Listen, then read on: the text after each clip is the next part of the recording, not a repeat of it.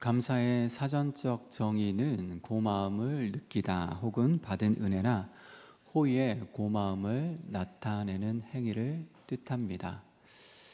그런 의미에서 사실 우리는 매 주일이 추수감사 주일입니다. 왜냐하면 하나님께서 내게 베풀어 주신 은혜의 고마움을 느끼기 때문에 우리는 매주일 하나님을 예배하기 때문입니다. 오늘 이 시간도 하나님의 은혜에 감사하는 마음으로 하나님께서 내게 베풀어 주신 은혜의 고마움을 느끼면서 영과 진리로 예배하는 저와 여러분이 되시기를 축원합니다.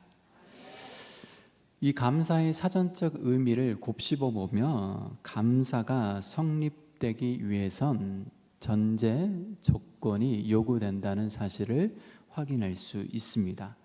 상대방으로부터 무언가를 받아야만 한다는 전제 조건이 요구되어지는 것이지요.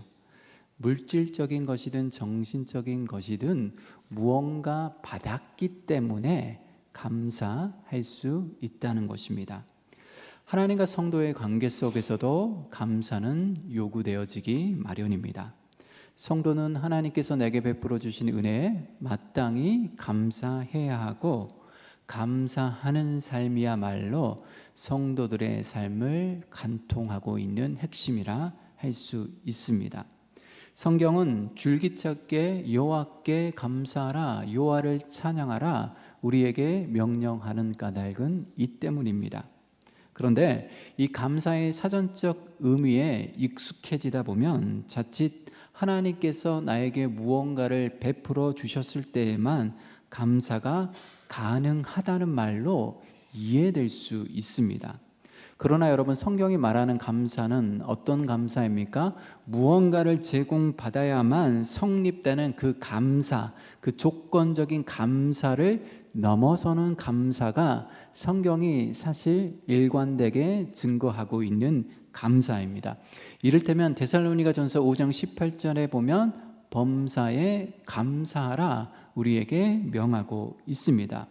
말 그대로 범사에 모든 일에 감사하라는 거죠. 잘 돼도 감사하고 잘 안 돼도 감사하라는 것입니다.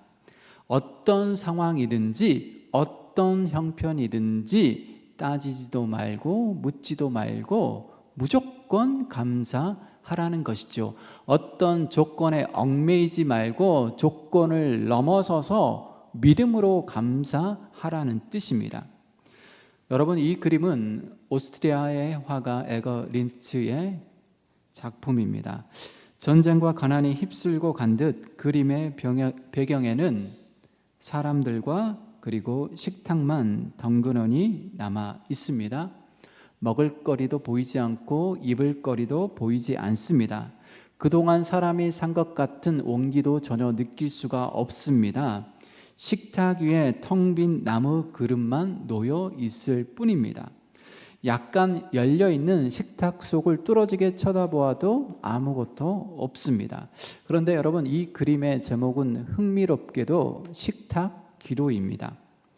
지금 이들은 식사 전 감사 기도를 하고 있습니다. 클릭 한번 해주시죠. 여러분, 이들은 지금 무엇을 감사하며 기도하고 있는 것일까요? 아니, 감사 기도를 하려면 마른 빵 한 조각이라도 놓여 있어야만 감사하고 기도할 것이 아니겠습니까?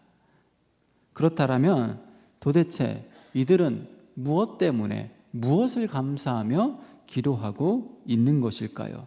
어쨌든 그림 속 주인공들은 상당히 경건하게 엄숙하게 기도하고 있습니다. 이들은 도대체 무슨 기도를 하고 있는 것일까요? 화가의 상상력을 힘입어서 추측해 보면 이렇습니다. 전쟁과 가난이 휩쓸고 지나갔지만 건강한 모습으로 가족들이 함께 모일 수 있는 것만으로도 감사하고 있지는 않을까요? 비록 집안에 남아있는 것은 없지만 그래도 부서지지 않고 버텨낸 식탁과 의자, 그리고 빵을 담을 수 있는 그릇이라도 온전하게 남아있음에 감사하고 있는 것은 아닐까요? 이 그림을 찬찬히 들여다보면 하박국 선지자의 말이 떠오릅니다. 하박국 3장 17절, 18절 말씀 같이 화면을 통해서 읽어보겠습니다. 비록 무화과 나무가 무성하지 못하며 포도나무에 열매가 없으며 감람나무에 소출이 없으며 밭에 먹을 것이 없으며 우리의 양이 없으며 외양간에 소가 없을지라도 나는 여호와로 말미암아 즐거워하며 나의 구원의 하나님으로 말미암아 기뻐하리로다. 아멘.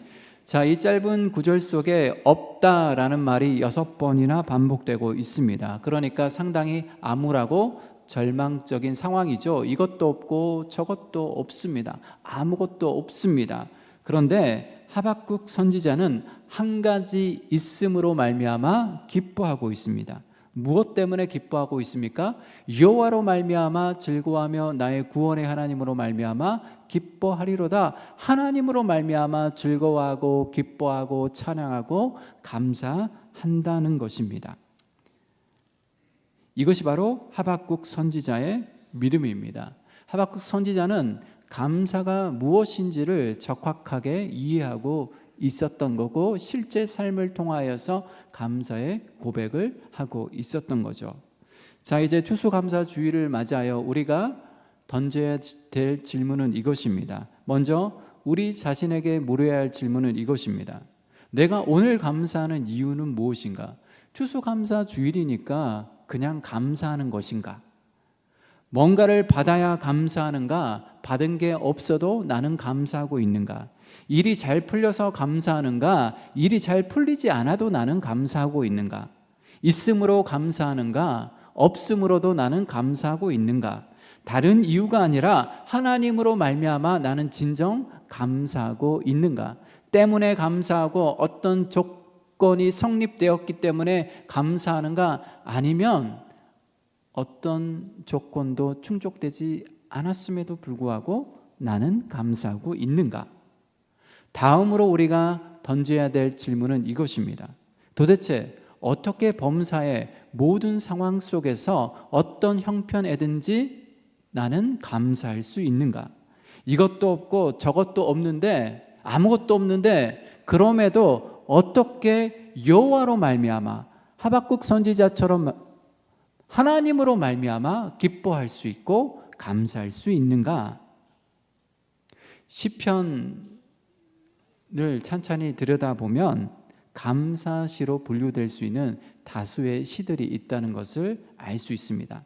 그런데 여러분, 대부분의 감사시들은 왜 감사해야 되는지, 왜 찬양해야 되는지, 왜 하나님을 예배해야 되는지 다음과 같이 고백하고 있습니다. 그것은 바로 하나님의 인자하심 때문입니다.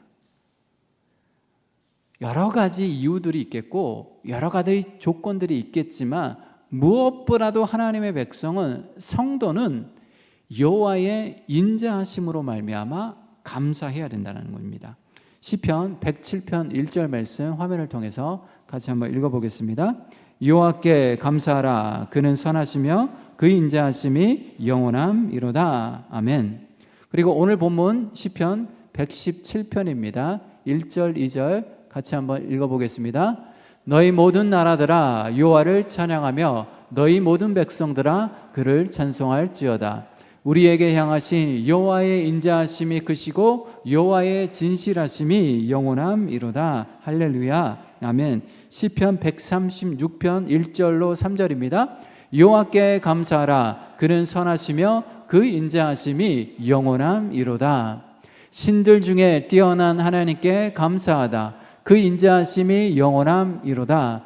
주들 중에 뛰어난 주께 감사하라. 그 인자하심이 영원함이로다. 아멘. 우리가 하나님께 감사해야 되는, 성도가 마땅히 하나님께 감사해야 되는 가장 근본적인 이유는 무엇입니까?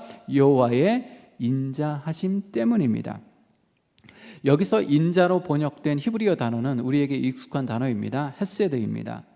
우리말 성경은 헤세드를 인자, 인애, 사랑, 자비 등으로 옮기고 있습니다. 특히 헤세드는 이스라엘 백성들을 향한 하나님의 지극한 사랑을 가리키는 단어입니다. 그러니까 구약 성경 속에서 하나님이 이스라엘 백성들을 어떻게 사랑하셨는지, 얼마나 사랑하셨는지를 속속들이 살펴보면 이 헤세드의 사랑이 무엇인지를 우리는 정확하게 이해하게 되는 거죠. 신명기 7장 7절로 8절 말씀은 이 하나님의 인자하심, 이 헤세드의 사랑에 대해서 잘 표현해 주고 있는데요, 같이 한번 화면을 통해서 읽어 보도록 하겠습니다. 여호와께서 너희를 기뻐하시고 너희를 택하심은 너희가 다른 민족보다 수요가 많기 때문이 아니니라. 너희는 오히려 모든 민족 중에 가장 적으니라. 여호와께서 다만 너희를 사랑하심으로 말미암아 또는 너희의 조상들에게 하신 맹세를 지키려 하심으로 말미암아 자기의 권능의 손으로 너희를 인도하여 내시되 너희를 그 종되었던 집에서 애굽 왕 바로의 손에서 속량하셨나니. 아멘. 먼저 이 신명기 7장 7절 8절 말씀을 통해서 하나님의 헤세드의 사랑은 바로 무조건적인 사랑이라는 것을 보여주고 있습니다. 하나님께서 이스라엘 백성들을 선택하신 이유는 뭡니까? 이스라엘 백성들이 탁월한 민족이었기 때문에 하나님께서 이스라엘 백성들을 선택하셨을까요? 이스라엘 백성들이 다른 민족들보다 순하고 착했기 때문에 말을 잘 들을 것 같으니까 하나님께서 이스라엘 백성들을 선택하신 것일까요? 그렇지 않습니다. 사실 이스라엘 백성들에게는 특별히 내세울 것이 없었습니다. 우리가 잘 아는 것처럼 애굽에서 종살이하던 노예들이었습니다. 오히려 다른 민족들보다 수요가 작은 보잘것없는 민족이었습니다. 그러나 하나님께서는 그들을 하나님의 백성으로, 거룩한 백성으로 선택하셨습니다. 이것을 어떻게 설명할 수 있을까요? 왜 하나님께서는 하필 지구상의 많은 나라와 민족 중에서 이스라엘 백성들을 선택하셨을까요? 이것은 하나님의 무조건적인 사랑, 조건 없는 사랑, 헤세드의 사랑 외에는 달리 설명할 길이 없습니다. 둘째, 하나님의 헤세드의 사랑은 언약적 사랑을 가리킵니다. 두말 필요 없이 여러분, 하나님과 이스라엘 백성들 사이에 무엇이 체결됩니까? 언약이 체결되죠. 약속이 체결됩니다. 계약이 체결됩니다. 사실 그래서 이스라엘 백성들은 언약 백성이라는, 하나님과 언약 맺은 백성, 하나님과 언약으로 결속된 백성이라는 정체성이 주어져 있는 거죠. 그래서 이스라엘 백성들을 향한 하나님의 사랑은 당연히 언약적 사랑이 될 수밖에 없고, 그 언약적 사랑을 잘 드러내는 단어가 바로 히브리어 헤세드라는 단어입니다. 하나님께서 여러분 아브라함과 이삭과 야곱과 언약을 맺으셨습니다. 그리고 그 언약을 지키기 위해서 이스라엘 백성들을 애굽의 종살이에서 건져 주셨습니다. 하나님은 한 번 한 약속은 절대 어기지 않고 끝까지 신실하게 지키시는 분이시기 때문입니다. 결코 변치 않는 사랑, 사랑하시되 끝까지 사랑하시는 사랑, 그 사랑이 바로 하나님의 헤세드의 사랑입니다. 그리고 구약의 수많은 예언자들은 바로 이 헤세드의 사랑에 근거해서 이스라엘 백성들에게 끊임없이 회개할 것을 촉구했던 것이죠. 왜 그렇습니까? 하나님의 헤세드의 사랑은 무한하며 어제나 오늘이나 영원토록 확고부도한 사랑을 지니신 분이시기 때문입니다. 그래서 우리가 실수해도, 우리가 넘어져도, 우리가 잘못해도, 우리가 그릇된 길로 나가도 그 하나님의 헤세드의 사랑은 여전히 우리를 기다리고 있기 때문에 구약의 예언자들은 끊임없이 그 헤세드의 사랑에 호소하며 하나님께로 돌이킬 것을 이스라엘 백성들에게 끊임없이 외쳤던 것이죠. 여러분, 하나님의 사랑이 우리처럼 쉽게 변한다면, 변덕스러운 사랑이라면 어떻게 될까요? 기분과 감정에 따라서 하나님의 사랑 온도가 너무나도 큰 차이를 보인다면 어떻게 되겠습니까? 계산기를 두드려가면서 하나님께서 우리를 사랑하신다면, 그런 방식으로 우리를 사랑한다면 어떻게 되겠습니까? 이보다 더 끔찍한 일이 어디 있겠습니까? 이스라엘 백성들은 멸망하고도 수천 번, 수만 번 이미 멸망했겠죠. 그러나 그 하나님의 사랑은 변덕스러운 사랑이 아니라, 그 사랑의 유통기한이 정해져 있는 사랑이 아니라 무한한 사랑이시고 끝없는 사랑이시고 헤아릴 수 없는 사랑이시기에 어떻습니까? 오늘 우리는 그 헷세대의 사랑을 힘입어 살아가는 것이죠. 그런데 하나님은 변함없는 사랑으로, 다음 없는 사랑으로 여전히 우리를 기다리고 계십니다. 우리가 돌아오기만 하면 언제든 끌어안을 준비가 되어 있는 분이십니다. 우리는 밥 먹듯이 일방적으로 하나님을 향하여서 절교를 선언하지만 하나님은 무한한 사랑으로 아슬아슬한 이 관계를 지탱해 주십니다. 그 하나님의 헷세대의 사랑이 오늘도 나를 향하고 있고, 그 헷세대의 은총이 날마다 내 삶을 감싸고 있습니다. 그래서 우리는 그 하나님의 인자하심으로 말미암아 하나님을 찬양해야 되고 마땅히 하나님께 감사해야 되는 것이죠. 잘 되면 감사하고, 그것도 그 잘됨의 정도에 따라 감사하는 것이 아니라 우리를 향한 하나님의 인자하심으로 말미암아, 헷세대의 사랑으로 말미암아 우리는 마땅히 감사해야 되고 또 감사해야 하는 것입니다. 오늘 본문은 여러분 하나님의 그 헷세대의 사랑에 대해서 잘 보여주고 있습니다. 시편 117편은 가장 짧은 시지만 다윗의 시를 압축적으로 담고 있는 대표적인 시 중에 하나입니다. 특별히 본문 2절은 우리가 왜 감사해야 되는지, 왜 하나님께 찬양해야 되는지 그 근본적인 이유에 대해서 잘 설명해 주고 있습니다. 2절 말씀 다시 한번 읽어보도록 하겠습니다. 본문 117편 2절입니다. 우리에게 향하신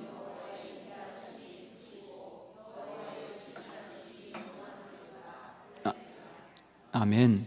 여러분, 우리가 왜 감사해야 됩니까? 첫째, 여호와의 인자하심이 크시기 때문입니다. 하나님의 헷세대의 사랑이 우리가 무엇을 상상하든, 우리가 무엇을 기대하든 그 상상과 기대 이상으로 크시다는 뜻입니다. 여러분, 하나님의 이 헷세대의 사랑이 얼마나 큽니까? 그 크기는 바로 예수 그리스도이십니다. 찬송가 143장 1절 가사 제가 잠깐 읽어드리겠습니다. 웬 말인가 날 위하여 주 돌아가셨나, 이 벌레 같은 날 위에 큰 해 받으셨나. 하나님은 벌레 같은 나를 위해서 누구를 보내주셨습니까? 당신의 사랑하시는 독생자 예수 그리스도를 보내주셨습니다. 그리고 예수 그리스도를 십자가 죽음에 넘기셨습니다. 저와 여러분을 위해서. 그러니 하나님의 사랑의 크기는 예수 그리스도이시죠. 따라서 그 사랑이 나를 구원했고, 그 사랑이 지금 나를 살게 하고 있고, 그 사랑이 나를 지금 지탱해 주시기 때문에 다른 것 따지지 말고 묻지 말고 우리는 마땅히 하나님께 감사하고 또 감사해야 되는 것입니다.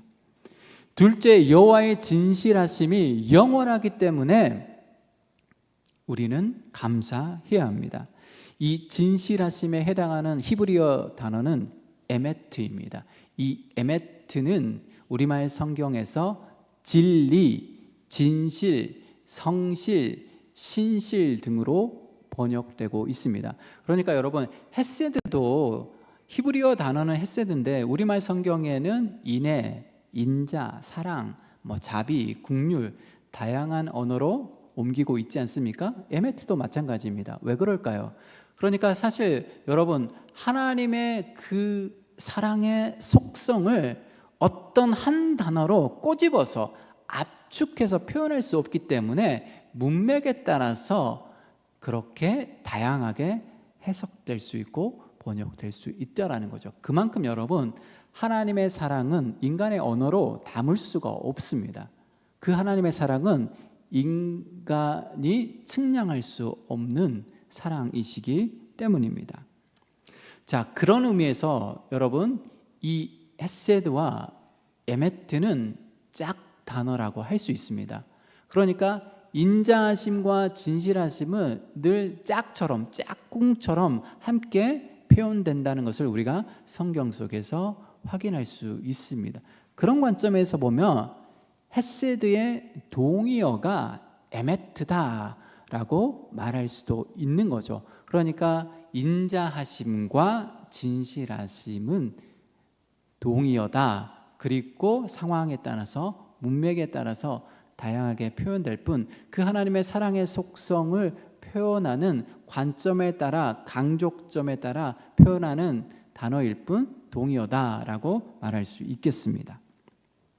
자, 어쨌든 이 에메트라는 단어는 진리, 진실, 성실, 신실 등으로 번역되는데요. 이 모든 단어를 관통하고 있는 핵심은 꾸준함, 지속성입니다. 여러분, 진리는 어떤 속성이 있습니까? 과거에도 진리해야 되고 지금도 진리해야 되고 미래에도 진리해야 됩니다. 꾸준해야 되는 거죠. 과거에는 진리했는데 오늘날에는 거짓으로 판명된다면 그것을 우리가 진리로 받아들일 수 있겠습니까?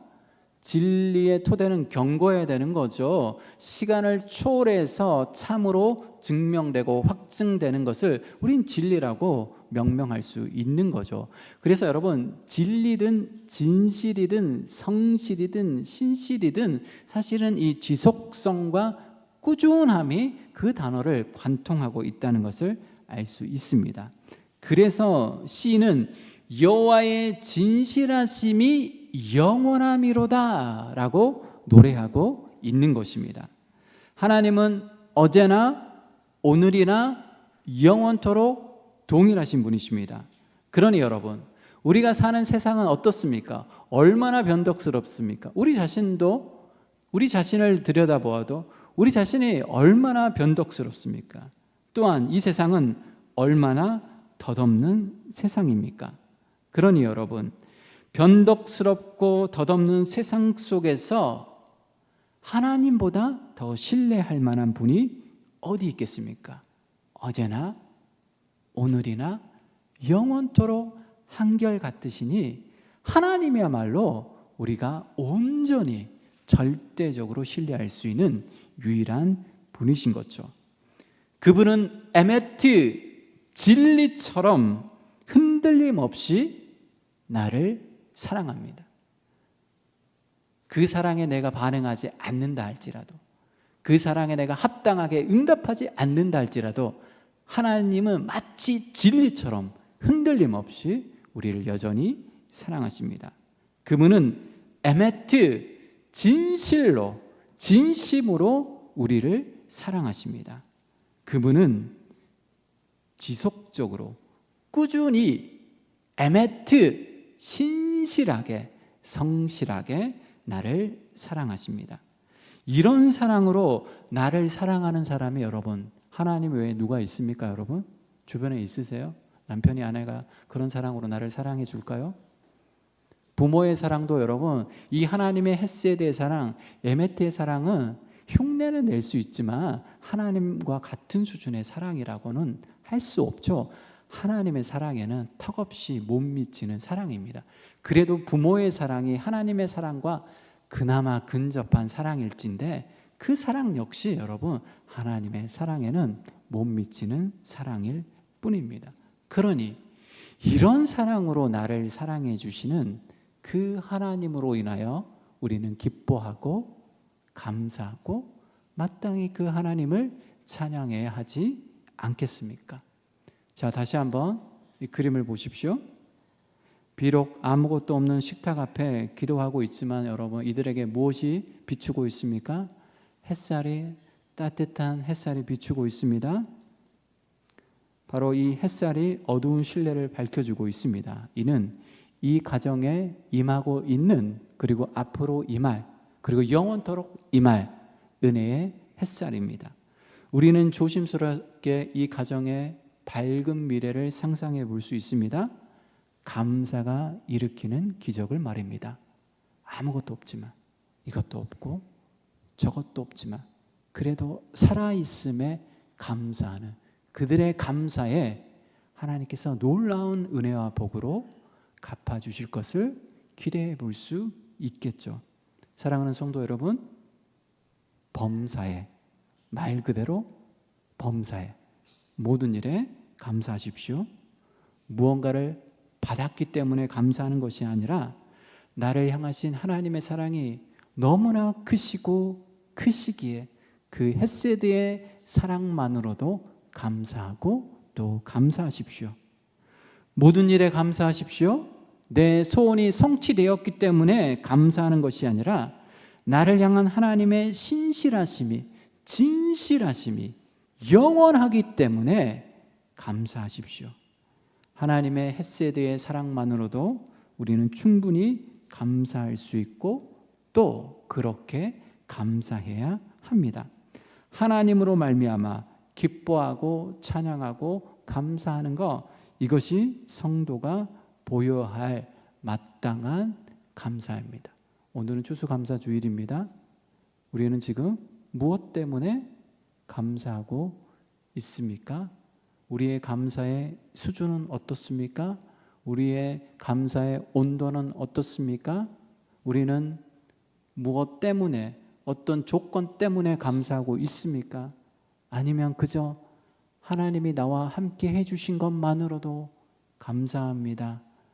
허벌파 같은 이 세상 가운데 나를 내버려 두지 아니하시고 광야 같은 이 척박한 세상 가운데 나를 버려두지 아니하시고 오늘도 은혜의 햇살을 비추어 주시는 그 하나님의 따뜻한 은혜로 말미암아 그것으로 우리는 그것으로도 감사하고 있습니까?